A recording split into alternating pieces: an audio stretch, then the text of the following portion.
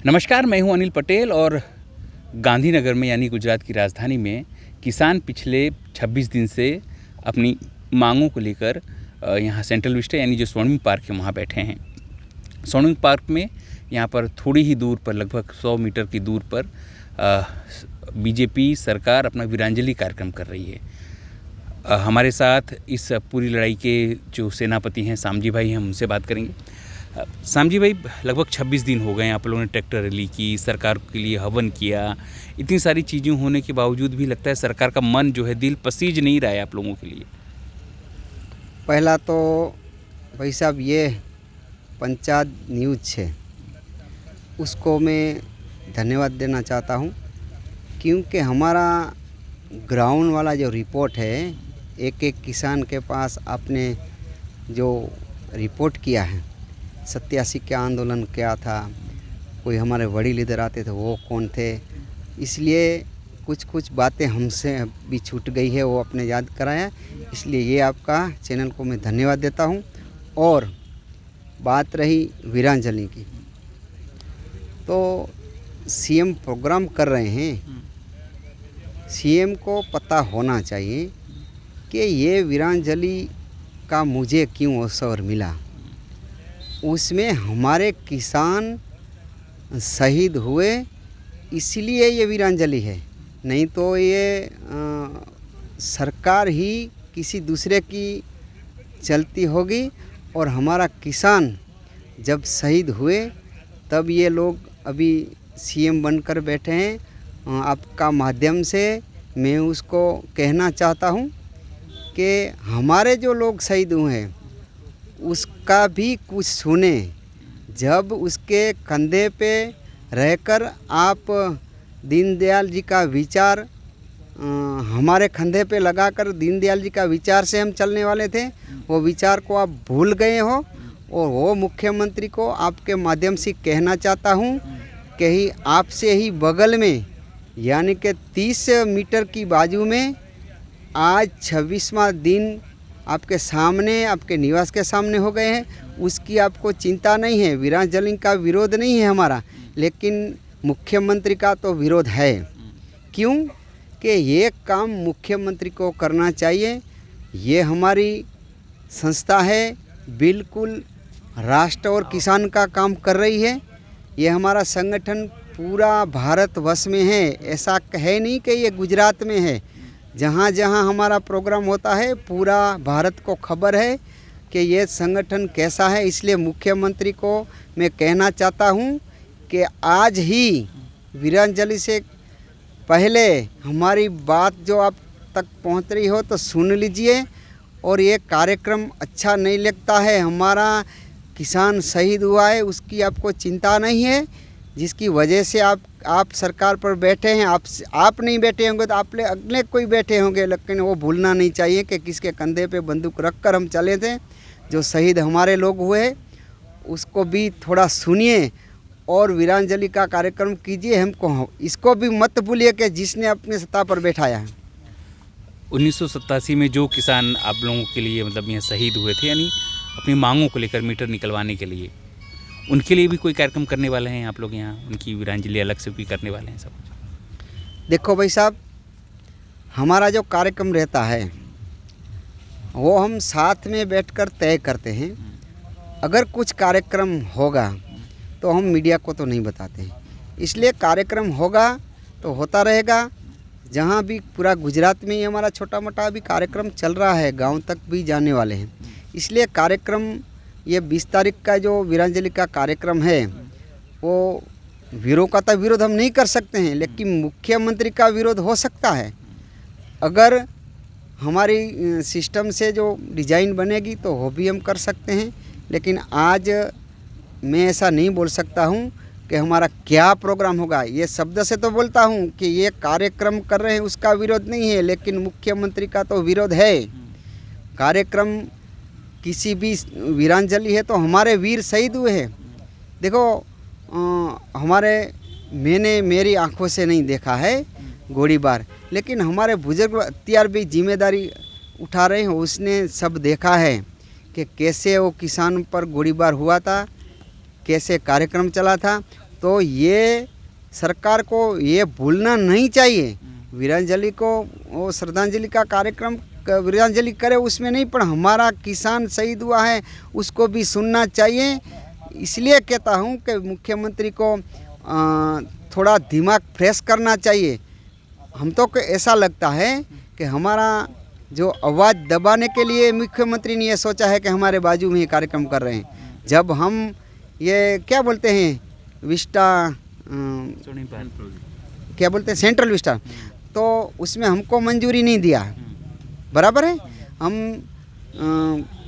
इतना दिन बैठे मंजूरी नहीं दिया, तो ये हमको एक मंडप नहीं लगाने दिया, माइक नहीं चलाने दिया, और हमारे ही सामने।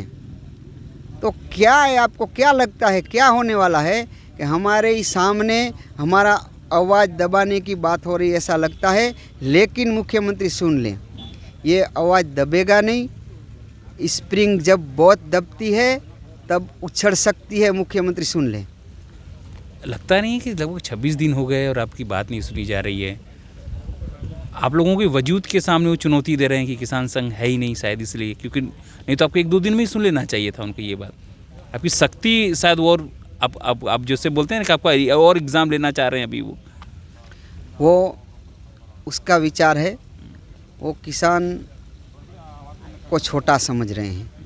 पूरा गुजरात का किसान छोटा नहीं है। जब जब किसान को परेशान किया है तब जो भी सरकार हो उसको भुगतना पड़ा है।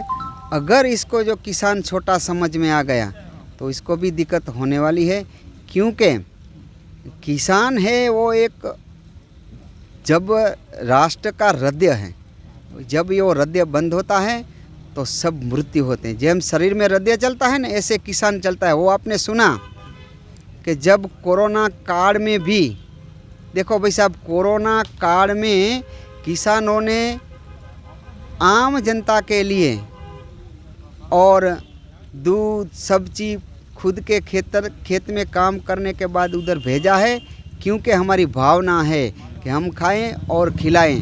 हम कैलकुलेशन करके खेती नहीं करते हैं, भावना से खेती करते हैं। अगर कैलकुलेशन जब किया ना, तब कोई भी सरकार हो किसान खेत छोड़ देगा, क्योंकि वो हिसाब से खेती करेगा तो उसको पता चलेगा कि इसमें कुछ है ही नहीं हमारे पास। हो गए हैं सूट-बूट वाले किसान। मैं कायम बोलता हूँ कि सूट-बूट वाले किसान वो दिखाते हैं हमको इतना आवक हुआ, और कुछ सरकार के जो बोलते हैं ना मिली भगत वाले किसान भी होते हैं, वो बताते हैं इतना इनकम हुआ। भाई साहब, हज़ारों की संख्या किसानों की है, उसमें एक को कदाच सफलता मिली होगी, झूठ है ऐसा नहीं कहता हूँ, लेकिन वो पूरा किसान को मिलती है ऐसा नहीं है, क्योंकि उसके पास खाद लाने के लिए पैसा नहीं है।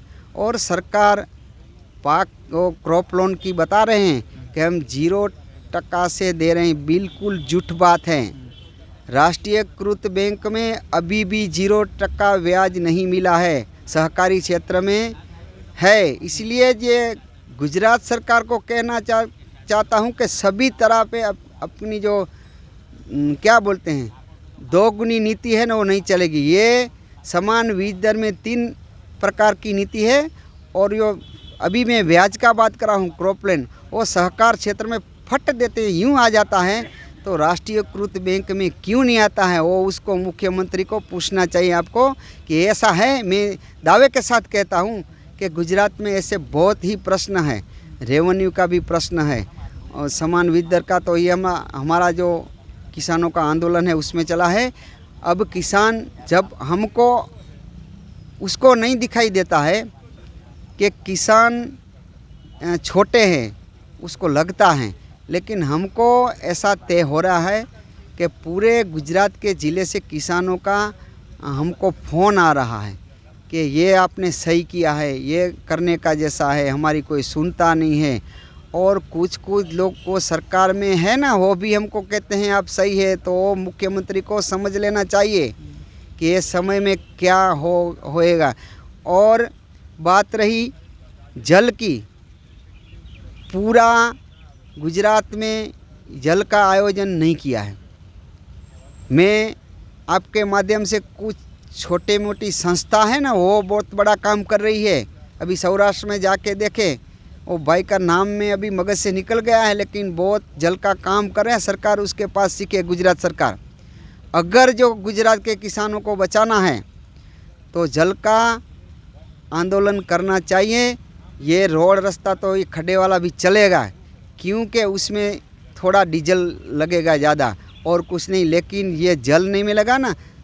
तो जब बोलते हैं कि पूरा नर्मदा का पानी, एक ज़िला की मैं बता रहा हूँ, नर्मदा का पानी पहुँच गया पूरा कच्छ में और सौराष्ट्र में। भाई आप जाके देखो, लगभग हमारे कच्छ में अभी भी 24 घंटे पाताल से पानी निकाल के पीने के लिए पहुंच रहा है, ये मैं दावे के साथ बोलता हूं। और सौराष्ट्र के जो है वहीं पे भी पानी अभी नहीं पहुंचा है। जो सरकार को किसान को बचाना है तो जल का आंदोलन भी ना करना चाहिए। आंदोलन से करते हुए काम की कोई कीमत नहीं होती है। सरकार अभी बोल रहे हैं सब लोग सरकार सही कर रही है, उसका जिस पार्टी के लोग हैं वो बोलेंगे सही काम कर रहे हैं। क्यों कि उसको सबको थप्पा लगा हुआ है कि आपको ये करने का है। लेकिन सरकार तो सामजी भाई ये कहती है कि किसानों को हमने पानी दिया, सौराष्ट्र में दिया, राजकोट में दिया, कच्छ तक पहुंचा दिया, पीएम भी आए थे। मतलब सरकार कहीं झूठ बोल रही है क्या, या सरकार को समझने में फेर है, या क्या गलती हो रही है कहीं? जो भाई साहब, उसका मैं ताज का साक्षी हूँ, कच्छ ज़िले का रहने वाला हूँ।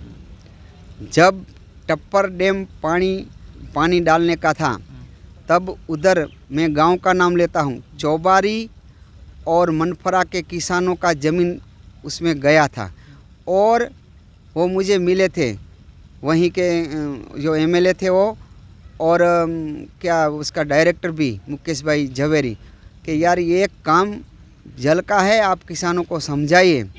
तो मैंने किसानों को समझाया उधर, तब मैं ज़िले का अध्यक्ष था।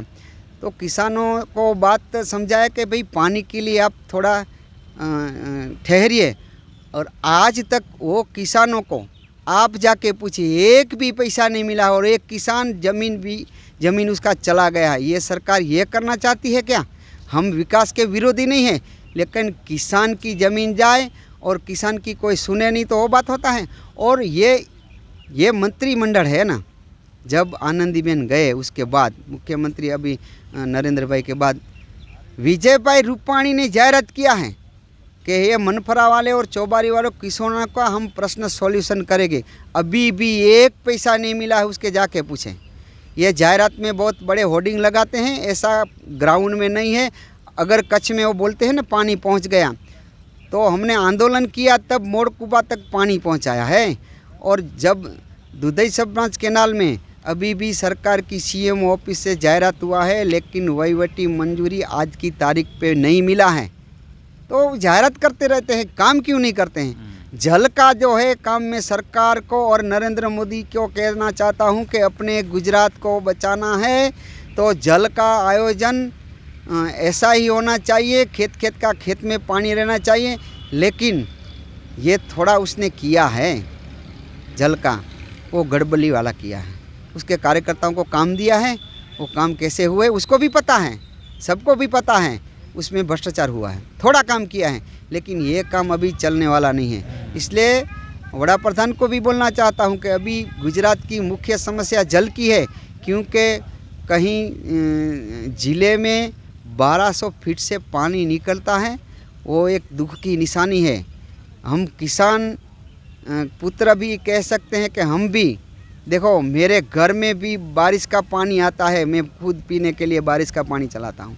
तो आयोजन बनाइए आप, किसान को कुछ नहीं चाहिए, ये बीच वाला निकालो और वो सही सिस्टम से किसान को बोलो आपके कहीं पे वो नदी निकलता है उस आप लगाओ। आयोजन किया था, लेकिन उस सब गड़बड़ी वाला आयोजन है। खेत तालाब सब वो मनरेगा में आया था, लेकिन वो सिस्टम हमको तो नहीं लगता है कि ये सही था। लेकिन पानी का आयोजन क्या करेंगे? अभी तो हमारा समान विदर का प्रश्न चलता है, पानी नहीं मिलेगा तो क्या करेंगे? अभी है, हम आपके माध्यम के किसानों को भी कहना चाहता हूँ कि पानी का पूरा बचाव करके खेती करें, पानी ड्रिप से करें। हमारे कच्छ में तो बहुत ड्रिप चला है और सभी ड्रिप से खेती करती है। इधर बगल में ही बनासकांठा और पूरा गुजरात में ड्रिप चला है। इसलिए आपका माध्यम से किसानों को भी कहना चाहता हूँ कि पानी बचाइए और ड्रिप से खेती करें।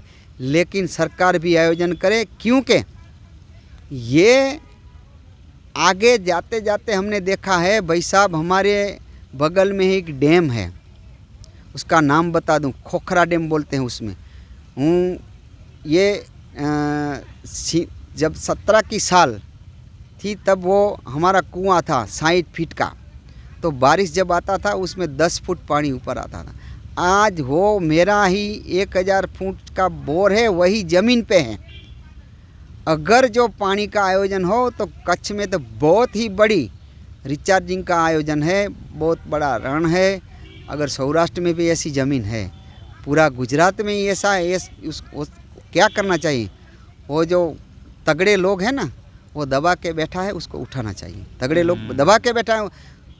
हम किसी का विकास का विरोध इसलिए नहीं करते हैं, लेकिन किसान को दबाना और विकास करना वो गति सही नहीं है, वो सिस्टम सही नहीं है, इसका हमें विरोध कर रहे हैं। ये मुख्यमंत्री को वापस भी कहना चाहता हूँ, वीरांजलि का कार्यक्रम है तो हमारा जो किसान शहीद हुआ है वो उससे बाद ये भाजपा सरकार आई है, आज तक कांग्रेस को वो विदाई मिला है, वो उसको भी सरकार को भूलना नहीं चाहिए।